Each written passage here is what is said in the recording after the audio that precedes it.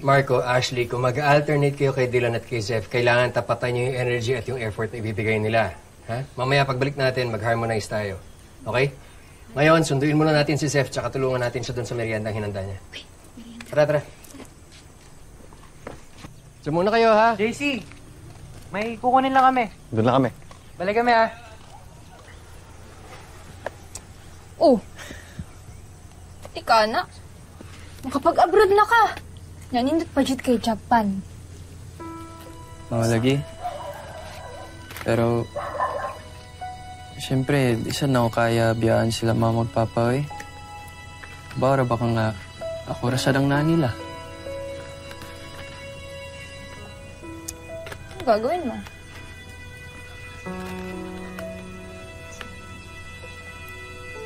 Gusto ko pang makilala si Mami Claudia.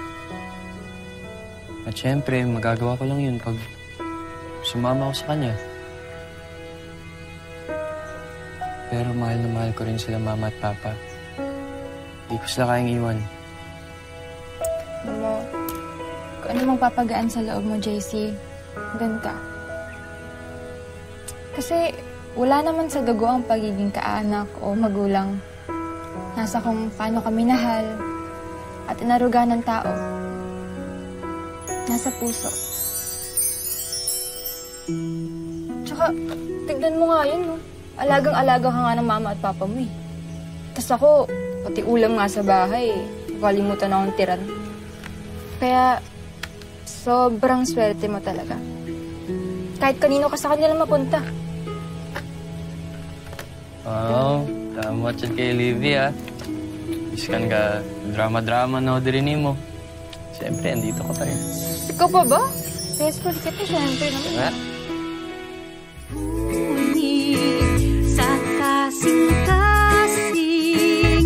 mahimo bang ikaw na lang ang ako? Ikaw nga, may permanent ka na naman ang baho mo. Gusto ko siyang makasama. Gusto ko maging pamilya kami. Ano yon? Bigla kang babalik dito pagkatapos kukunin mo yung anak namin? Pagkatapos mo siya i-deny na siya ay sa'yo? Kaya nga gusto kong bumawi eh. Gusto ko siyang bigyan ng magandang buhay. Kinugulo mo ang isip ng anak namin. Anak ko siya! Hindi mo siya anak ko! Iniri mo lang siya! Ha? Kaya wala kang karapatang umasta na magnanay sa Mami kanya. Claudia! Wala kang karapatan na tawagin siyang anak. Wala kang contributions sa pagkatao ng anak ko. Iniluwal mo lang siya, pero ako nagmahal sa kanya. Ako ang nagmamahal sa kanya. May tunay na pagmamahal.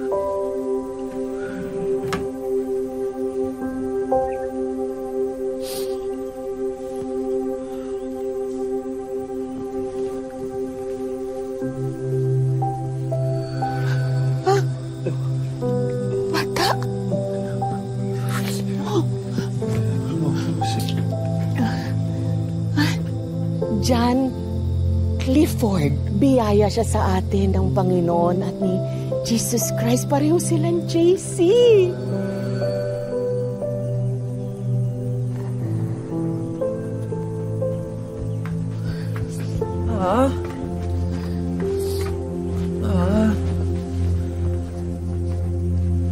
Ito naman ang inimpak ng mga gamit ko.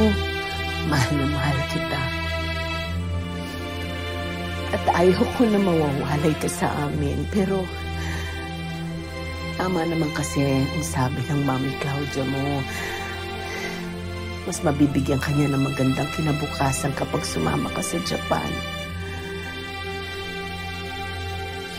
At mababawasan na rin ang iniisip namin, yung takot namin ng papa mo na maiiwan ka na mag-isa.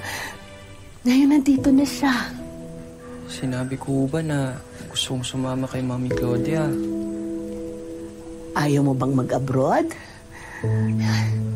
Aba, makakapag-enroll ka sa mas magandang eskwelahan doon.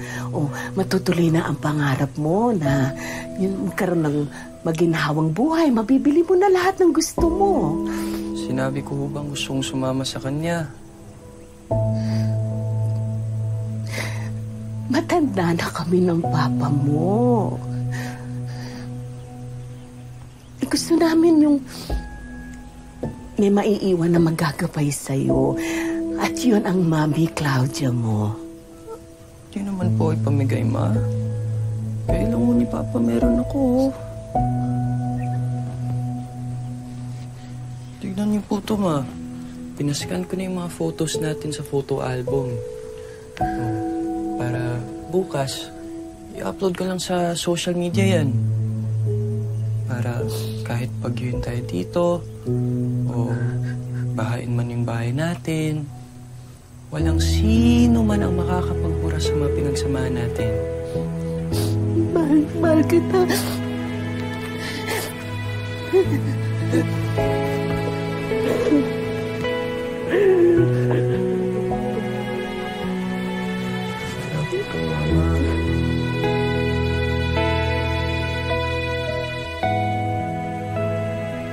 Konti na lang makukumbisi ko na si JC na sumama sa akin sa Tokyo.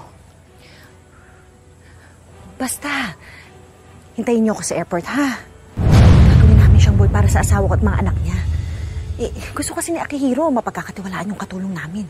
Aba, hindi naman pwedeng ako lang yung inaalila ng asawa ko at ng mga anak niya, no? Oo na, sige na. Basta magkita lang tayo sa airport, ha? Okay.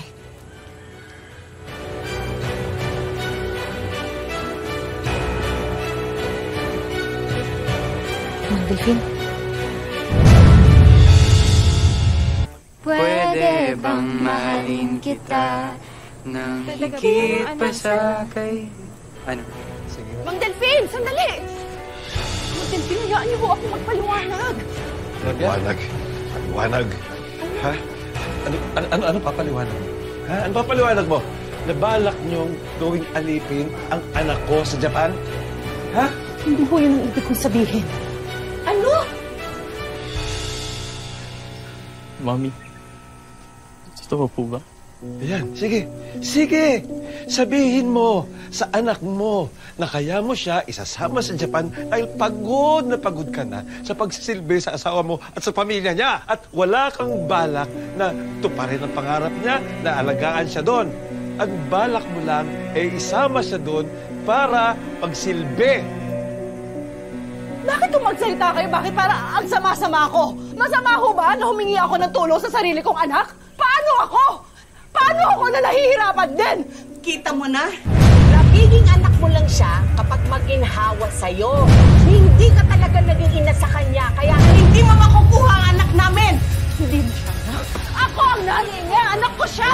Hindi. Si Rosel ang nanay niya! Wala kang anak na iniwan dito. Ginawa ko lang yon dahil wala akong may pambubuhay sa kanya noon. Pero ngayon, kaya ko na ibigay sa'yo lahat, anak.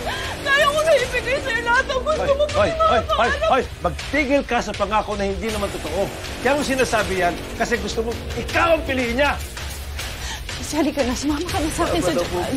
Sumama ka na sa akin, anak. Walang ina nag-aabandonan ng kanyang anak. Hindi mo siya makukuha. Tama na po. Tama na po. Hindi! Ano ko sa akin? Sabi ko naman ko na! Tama na, sasaktan yung bata eh.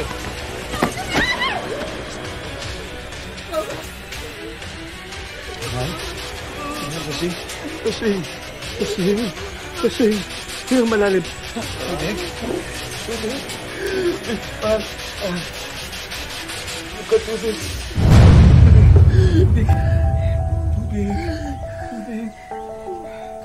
Tanda na ho ang nanay ko.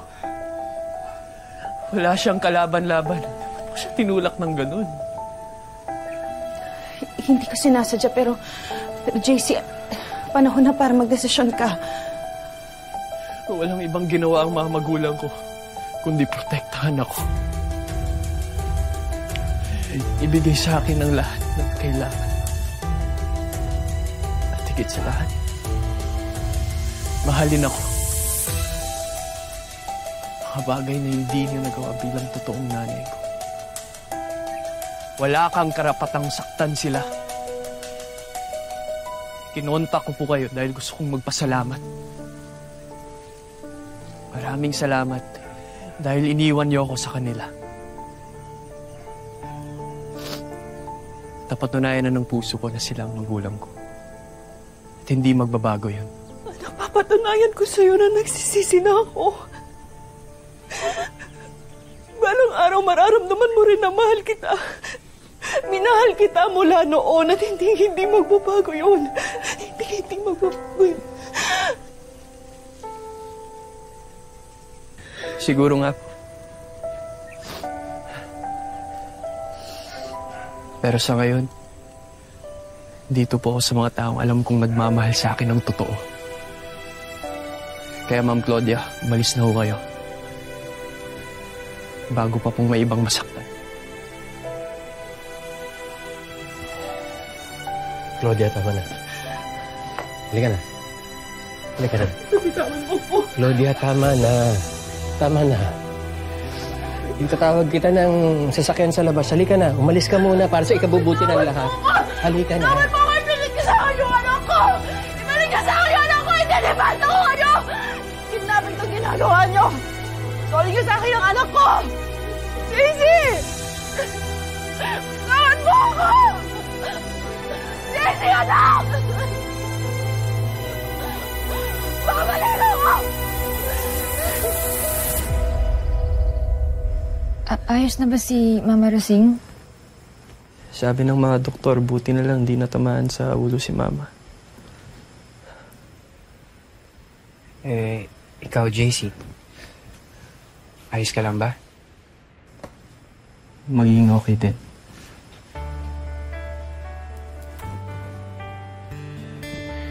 JC, alam mo, swerte mo na. Tama. Nagagawan ka pa ng mga magulang mo eh. Tapos nagko-contest pa sila kung sino mas may mahal sa'yo. Hindi, okay din. Uy, sali naman kami dyan. Problematic din kaming magulang. Amen. Salamat ko lang, guys. Hindi kaya ito kung wala kayo.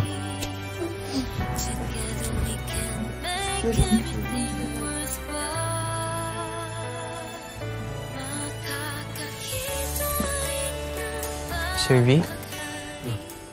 Kayo ho ba yung tatay ko? Ha? Sabi ko kasi ni Mami Claudia, taga dito daw yung tatay ko. Tapos iniwan siya para mag-abroad. Eh mukhang kayo lang po kilala niya dito.